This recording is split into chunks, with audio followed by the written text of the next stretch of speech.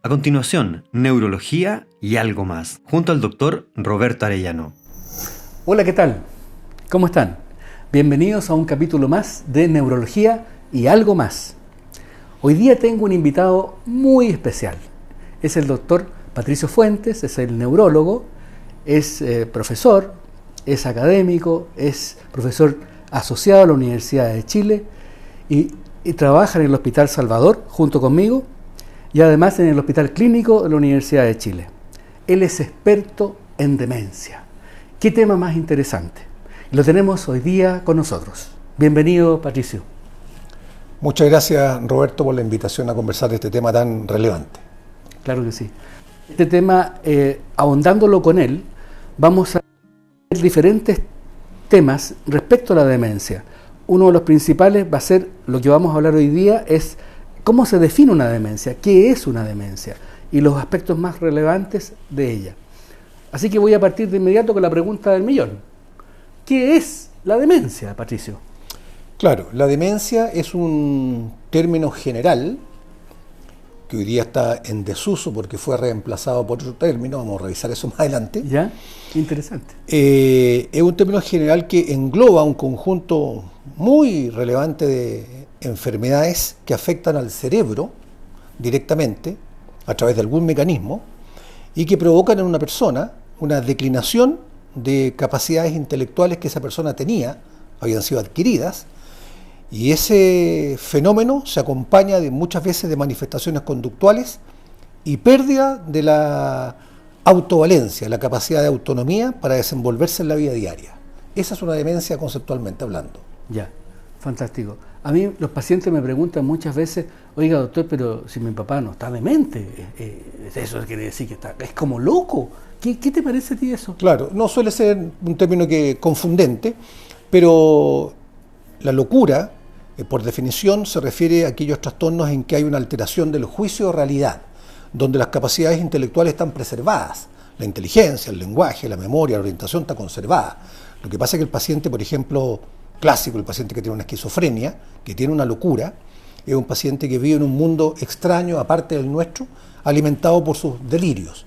En cambio, la persona con demencia, lo concreto es una persona que no está psicótica y que pierde capacidades intelectuales que antes tenía y va declinando en esos atributos. Eso es muy relevante, eso para que la gente entienda. No es lo mismo, o sea, es importante que la gente comprenda que son dos aspectos distintos de una patología, digamos, diversa. Exacto. Ahora, los pacientes muchas veces se quejan de fallas de memoria, de, doctor, mi mamá tenía Alzheimer, mi abuela tenía Alzheimer, ¿no tendré Alzheimer yo? Por ejemplo. Claro, esa es una preocupación muy frecuente.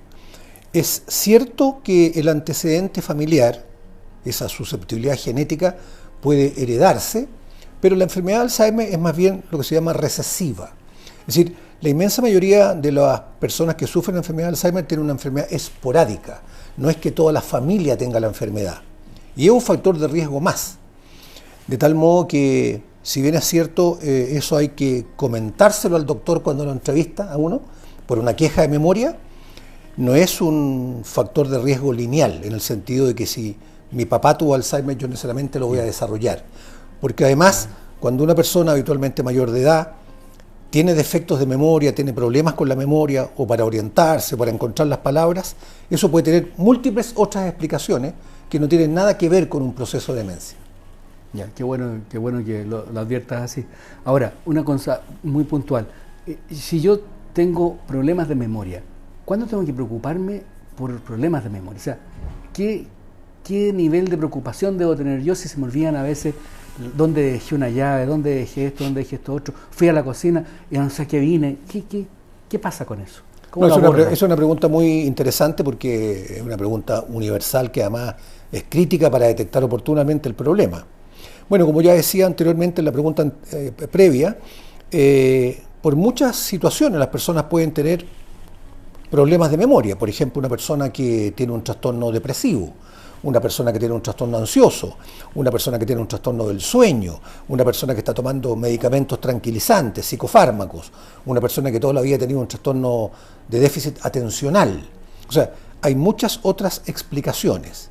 Ahora, en general uno debe preocuparse por una queja de memoria cuando esto es de alguna forma advertido por terceras personas, en que familiares, muchas veces compañeros de trabajo, se percatan de que hay un fenómeno objetivo que está ocurriendo, que a través del tiempo se va incrementando, que no es un detalle aislado, sino que son, diríamos, fragmentos bien importantes de un episodio cualquiera, y donde esto está teniendo una repercusión en la seguridad, en la autonomía de esa persona. Chuta. Cuando se da ese conjunto de variables, uno debe sospechar que ahí hay un problema, ¿no es cierto?, que está incipientemente mostrándose. Y en el caso de la persona que está afectada, hay una definición nueva de una entidad que se llama queja cognitiva subjetiva. El principal atributo que debe motivar una consulta es la preocupación que tiene el propio individuo con respecto a su problema, pero en forma serena y racional. Si una persona de 55 o 60 años de edad se da cuenta que su memoria no está funcionando bien y nadie se ha percatado de aquello, pero él realmente está preocupado de esa condición, porque no es hipocondríaco, no es ansioso, ese es un motivo para consultar. Mira. Eso es lo que en idioma anglosajón se llama el worry, la preocupación por el problema. Cuando hay una preocupación por algo que no está bien, uno se conoce mejor que nadie, eso debe motivar una consulta.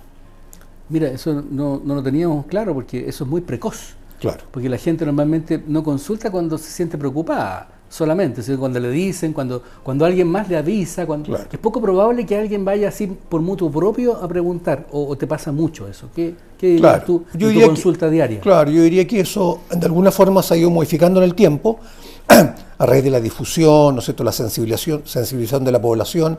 La gente está mucho más informada, entonces se sabe que en forma muy sutil, cuando comienza ya el ciclo de la vejez, empiezan a aparecer algunas manifestaciones que pueden ser preocupantes, de tal modo que hoy día las personas consultan más precozmente. De acuerdo.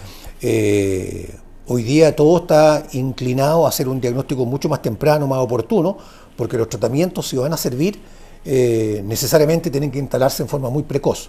Y aquí hay que saber que la enfermedad de Alzheimer, que es la enfermedad demenciante más frecuente, 60-70% del total de los casos, sus primeras alteraciones biológicas, moleculares en el cerebro, empiezan a generarse 20 años antes de que los síntomas se expresen. De tal modo que no es ninguna novedad que una persona que desarrolló la enfermedad de Alzheimer, si uno hace un análisis retrospectivo, se da cuenta que 10 años antes ya había tenido un incidente para una fiesta de Navidad, o un cumpleaños, ¿no es cierto?, de un sobrino, etcétera. Se olvidó de... Claro, detallitos. No llegó a... Exactamente, que después uno va hilvanando y dice, esto comenzó realmente mucho antes.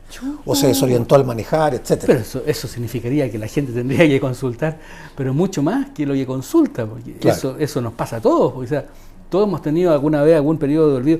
Y la orientación espacial, ¿qué pasa con eso también? Claro. Eso también creo que es bastante sensible también como un síntoma premonitorio inicial, la desorientación topográfica, porque la zona, en el caso de la enfermedad de Alzheimer, la zona crítica donde se produce la enfermedad de estas neuronas que están esencialmente afectadas en la región temporal, donde hay una estructura que se llama hipocampo que tiene que ver con la memoria, ahí también está asentado el GPS interno de nuestro cerebro. De tal modo que no es inusual que una persona y la familia, ¿no es cierto?, asevera eso, debutó porque un día había manejando en un paseo familiar y se perdió, por ejemplo. Claro. Mira, ya saben ya. Así que vamos viendo, vamos consultando por todas estas cosas que estamos hablando. Oye, y hay gente también que pregunta lo siguiente. Confunde los déficits atencionales con déficit de memoria. ¿Cuál sería la diferencia fundamental en que radicaría una persona que tiene un trastorno atencional y un trastorno de memoria? Claro. Bueno, todas las funciones cognitivas, entiéndase atención, orientación, lenguaje, memoria, funciones ejecutivas, etcétera, de alguna forma están interconectadas y son dependientes unas de otras. La memoria, naturalmente, que depende de la atención también. Pero uno diría que alguien tiene un déficit atencional cuando uno hace un interrogatorio con el paciente y le cuenta afirmativamente que siempre fue en su casa considerado como disperso, como distraído, como volado, que el profesor en el colegio lo sentaba en la primera fila, que tenían que darle listas muy estructuradas, que las aprendiera, etcétera. y si además tiene el antecedente que tomó algún, ¿no es cierto?, algún medicamento típico que se toma en déficit atencional, bueno, la probabilidad de que esto sea un defecto de distracción, de concentración es mayor. Pero las preguntas típicas son, por ejemplo, ¿a qué venía la cocina? Exacto. Esa pregunta es muy típica de defecto atencional, en que la persona está con multitareas, distraído y lógicamente no recuerda cuál era el objetivo de ese trayecto. Claro, y se devuelven. Exactamente. Y después ya se acuerdan y, ¿no es cierto?, y reanúan el ciclo. En los pacientes que tienen una demencia, los olvidos son muy consistentes, en que se olvida lo que se almorzó, ¿no es cierto?, el día anterior, se olvida con qué salió, con qué vestido andaba cuando salió a pasear con la hija, se olvida dónde dejó su carnet de identidad.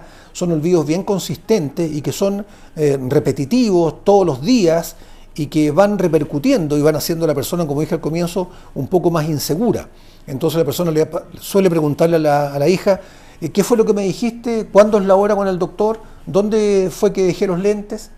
Esa inseguridad inicial va develando que hay un proceso en que la persona necesita refugiarse en otros. Claro, ya se hace más dependiente. Claro. Psíquicamente, no tanto físicamente, sino que más bien intelectualmente. Psíquicamente. Y eso nosotros lo vemos mucho en la consulta, te ha pasado a ti también, cuando uno ve a una persona, una hija, por ejemplo, con su padre que lo trae por una queja de memoria, y uno le pregunta al paciente, por ejemplo, don Fernando, ¿me podría decir qué día es hoy? Y él automáticamente gira su cabeza y mira a su hija. Tal cual, como una segunda neurona. Exactamente. Mira qué interesante. Mira que... Ahora, tú hablaste de un concepto nuevo de demencia, como para reemplazar el nombre de demencia. Háblanos un poquito respecto de eso. Claro, todas las sociedades científicas, sobre todo las asociaciones familiares, han estimado con razón que el término demencia es un poquito peyorativo, un poquito humillante, degradante. Ya la demencia en sí misma es una condición devastadora que produce mucha repercusión en el paciente y en la familia. Entonces las sociedades científicas y las asociaciones familiares consensuaron hace un tiempo atrás, junto con el DSM-5, que es un catálogo de enfermedades mentales, de que el mejor término era trastorno neurocognitivo mayor. Y la etapa previa, que nosotros hoy día denominamos deterioro cognitivo leve, que es como la antesala de la demencia futura, se debiera llamar trastorno neurocognitivo menor. Mira tú, mira, hemos aprendido un concepto nuevo. Este concepto está recién en ciernes, digamos, porque lo dominan solamente los demenciólogos. Muy probablemente van a pasar al resto de la comunidad médica y la palabra demencia va a pasar a ser ya un segundo término que no vamos a ocupar. Tal como ocurrió en su momento con la arteriosclerosis, claro, o con la demencia senil, claro, que han ido cayendo en la obsolescencia. Exactamente. Muy bien. Y con eso vamos a dar por terminado esta unidad de demencia con el doctor Patricio Fuentes, que nos ha venido a aclarar interesantemente este tema que es tan vasto y tan difícil de poder abarcar en una misma unidad. Por lo tanto, lo tenemos invitado a la segunda unidad, que vendrá el próximo capítulo de Neurología y algo más. Muchas gracias por haber visto este capítulo de Neurología y algo más. Recuerden que este segmento está auspiciado por Respilife, una empresa que tiene numerosos socios en el exterior y están dedicados al diagnóstico y tratamiento de enfermedades cardiopulmonares. Respilife está siempre con nosotros. Doctor en Casa presentó Neurología y algo más.